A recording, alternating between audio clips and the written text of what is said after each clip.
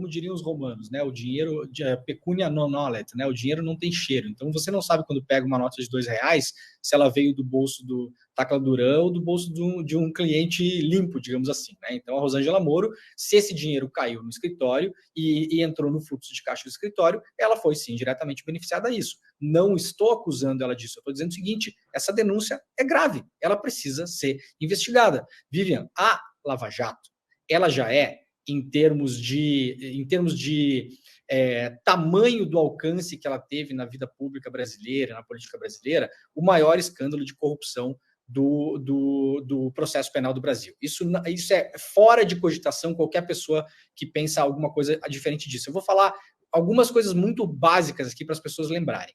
O juiz fez um conluio com a acusação para colocar pessoas na cadeia. Ponto número 1. Isso está mais do que comprovado.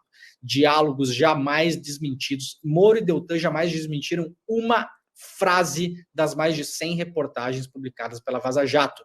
Por quê? Magicamente, no dia em que as matérias foram publicadas, os 14 celulares funcionais da Procuradoria da República, do Ministério Público do Paraná, desapareceram. Seria muito fácil os procuradores entregarem os celulares para confrontar com as conversas. Eles não fizeram, eles sumiram com os celulares funcionais. Essas pessoas, aliás, uma coisa muito pouco falada, transacionaram informações sigilosas sobre a Petrobras, assunto que o Edu domina muito bem, um setor estratégico, globalmente estratégico, pelo Telegram, que é um sistema privado cujos servidores à época estavam em Dubai. Então, para além de tudo, eles enfiaram um monte de informação de um setor estratégico para a nossa soberania nacional, num servidor lá em Dubai de uma empresa privada que nem a justiça brasileira tem acesso. Então, o que essa gente fez ao longo do processo da Lava Jato foi uma coisa completamente heterodoxa, para dizer o mínimo.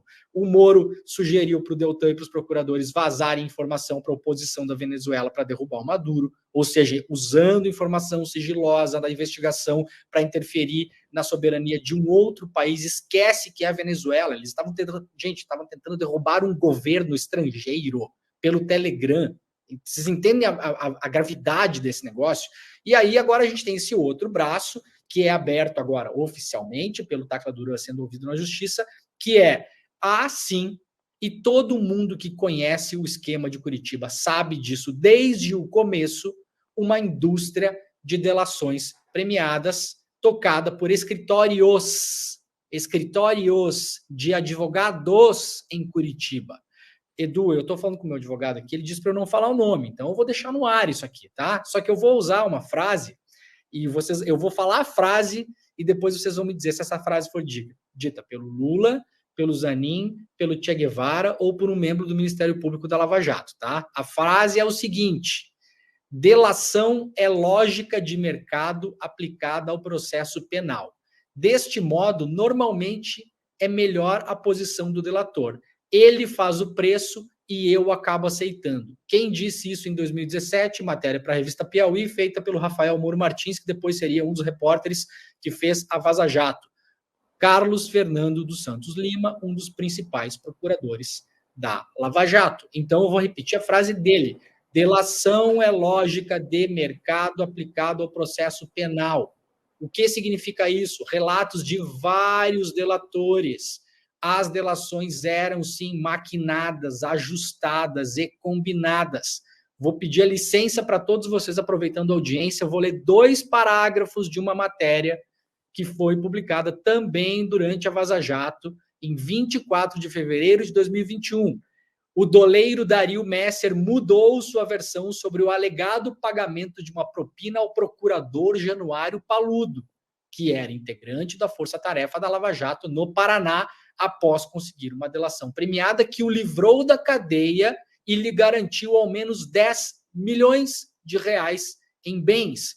A suspeita de que Paludo recebeu propina para proteger Messer a partir de 2005, no caso Banestado, está na primeira proposta de delação do doleiro.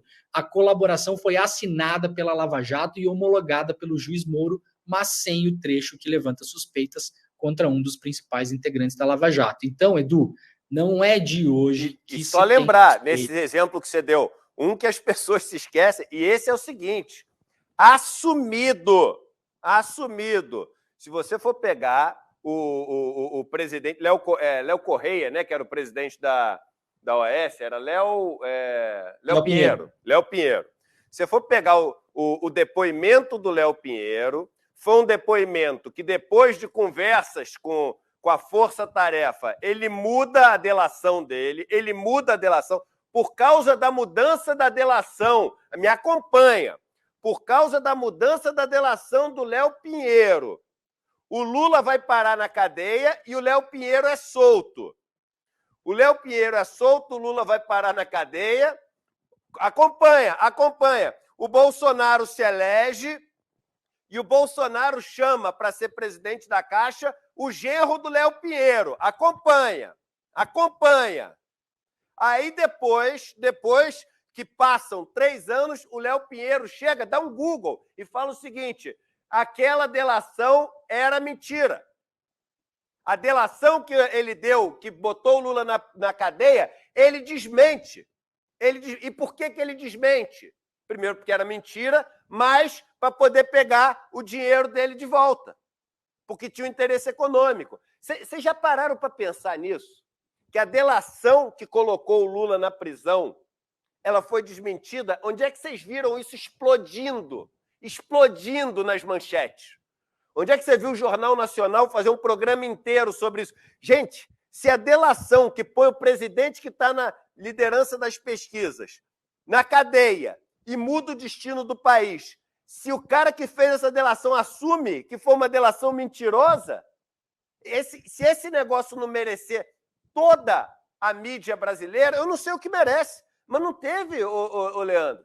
Não teve. Um outro trecho importante do filme Amigo Secreto, que está no YouTube, do Alexandrino, que era também um executivo do setor de petróleo, que também, para o filme Amigo Secreto, da Maria Augusta Ramos, em entrevista às colegas jornalistas do El País Brasil, fala exatamente isso. Eles queriam que eu colocasse o Lula na delação. Se não colocasse, não tinha fechamento de delação, e eu fiz isso sob pressão porque eu estava preso. Né? E depois ele muda essa versão e fala o filme. E aí um detalhe importante, para as pessoas saberem: o número de vezes que a palavra Lula, só Lula, não estou falando de Barba, de Nove Dedos, de Sapo Barbudo ou de todos os apelidos que a Lava Jato deu ao ex-presidente, não. O número de vezes que a palavra Lula aparece nos arquivos da Vaza Jato, 16 mil vezes.